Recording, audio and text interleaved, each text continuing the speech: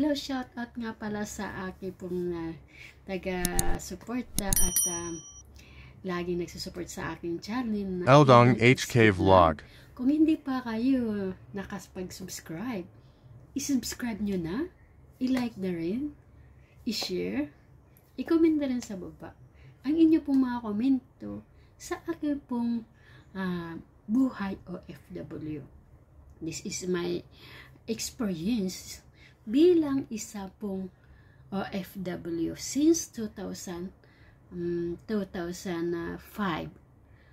until the present, this 2022. Ako pala from the start, ako lang po ang babatiin ng aking pong Team Isda, Team Carlos, Team Kaagapay, sino pa ba yung mga ka-team ko, at mga lalo pong mga taga-suporta kung wala pong walang sawang nagsusupport ng aking channel ng Eldong HK Vlog. Ito po at ito po ay sa aking bilang OFW. Ika nga kanya-kanya po tayong experience sa ating pong bilang isang OFW. Ang iba naman ay maganda ding trabaho bilang isang OFW. Ang iba naman katulad ko ay katulong. But I don't ever assume my work. Dahil po nagtatrabaho po ako ay marangal. At medyo po may tax din kaming binabayaran bilang OFW. So, ayan po. I'm so proud. Ipangalandakan ko talaga na ganun po ang trabaho ko. Kunting ano lang, history man sa iba. Hindi po lahat ng katulong dito po, magbibis na lang po tayo sa present now, dito sa HK ay forever pong mga katulong, no? Ang iba naman, cross country lang. Kukuha lang sila ng 2 visa, mag-a-apply sa ibang bansa, halimbawa Canada, sa Europe area, ganun po. Kumbaga Stevenson po itong Hong Kong. Kasi minsan may mga taong grabe maghusga bilang isang katulong na trabaho. Ano yun, opinion din po nila yan. Wala tayong magagawa, di ba? So for me, it's okay. Basta po hindi po ako nagnakaw. Hindi po ako, anong tawag doon, bagay, ng parents. Nagkakayo din ako dito bilang isang katulong. Yan po. So, shortcut ko na lang from the start why I decided to go in abroad. 2000, way back 2005, around 2005. Green pa yung passport doon ng mga OFW. And then, nagtatrabaho po ako ng sa Shell, cashier. Cashier talaga una akong trabaho. Cashier, tapos nag-collector bilang isang lending. So, napakalit lang po ng sahod natin, and you know that one. Kung sa Pinas naman, napakalit, hindi po kasya. So, that time, may parang bang sa municipality, hindi po kasi basta-basta mag-apply ng isang abroad na hindi po hindi po legit. So, doon kataga sa munisipyo, legit talaga yan. Then, so pumunta po ako, nag-offer ganun. Nagbabakasakali lang po ako na baka matanggap. Sa awa naman ng Diyos, a few weeks, may may employer. And then, ayun, nag-apply po ako. Pumunta sa Maynila. That time na salimuot po ang mga katulong dahil marami pong mga cases na naririnig natin sa radyo. Isa na po si Fleur Contemplation, if I don't mistaken, at that time. So, talaga yung mga ganun ba na ganun ba? Lakas ng loob ko talaga. Ang sabi ko dati, yung nandun ako sa aeroplano, Lagi ko yung pinag-pray. Lord, ganun na talaga. Ang lagi ko talagang sinasabi sa sarili ko, Lord, pina-abroad mo ako. Buo yung katawan ko. Ang tangi ko lang hiling sa'yo, pagbalik ko, ay ganito pa rin ako. Haba po ako po ay nasa aeroplano, naiyak po ako. Dahil this is that time, my first time. I don't know. Diba? We don't know it. Ganun talaga eh. Hindi po natin alam kung ano po ang ating pong buhay, especially sa Middle East. Ayan. Sa Kuwait po ako doon. Yung paglapag ko lang, malamig pa doon eh. It was December, I think, napakalamig po sa Kuwait that year. Napaka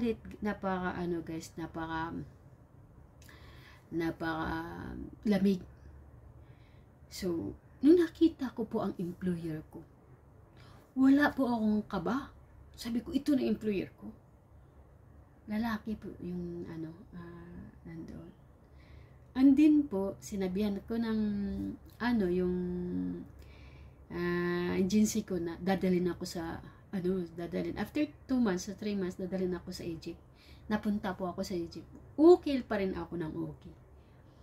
Tumaba po ako doon dahil nalagaan po. Christian po ang naging amo ko. So wala po akong problema. Nadala po ako, nagtapos po ako ng aking pong 2 years sa Egypt. Halos nakita ko po ang Egypt. So yun lang po. Maganda. Egyptian po sila. Napunta ko sa Pyramid, Alexandria, Cairo kasi sa sentro eh. Then after that one, I stopped 1 year. Then nagbabaka sakali, nagtrabaho bilang isang cashier na naman sa Maynila.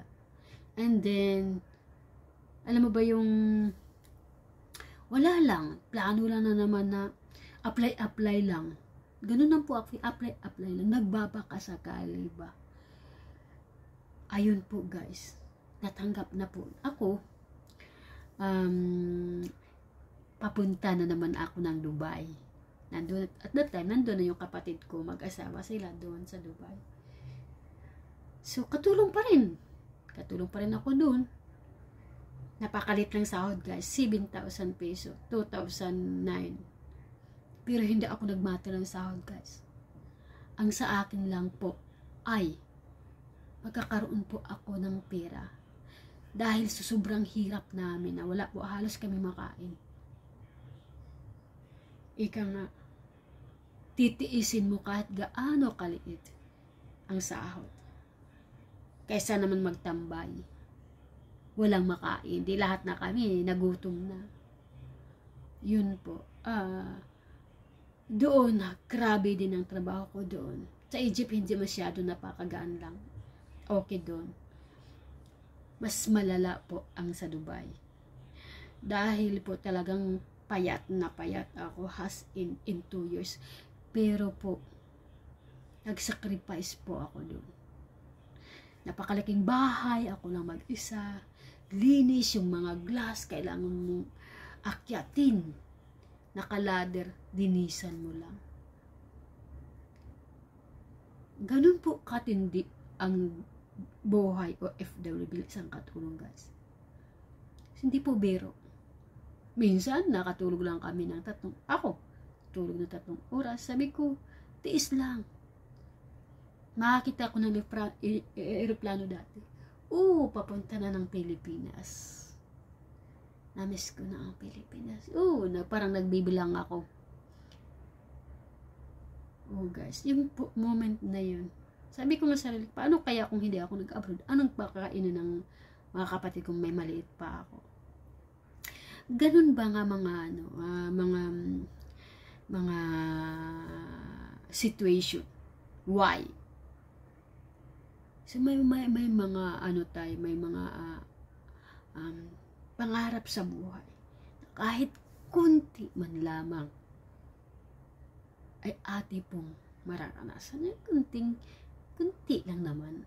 Ginhawa, makakain ng medyo masarap ng ati pong mahal sa buhay sa Pinas. Kaya magtitiis po ang isang OFW katulad ko na katulong. Depende po yan ha.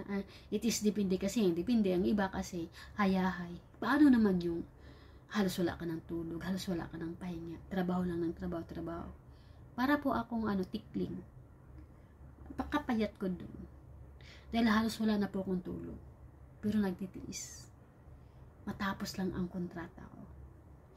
Then, way back na doon, pagkatapos ng 2 years ko doon ng aking amo, kinuha po ako ng kapatid ko, nagtatrabaho po ako ng cashier sa isang restaurant sa Dubai, Abu Dhabi.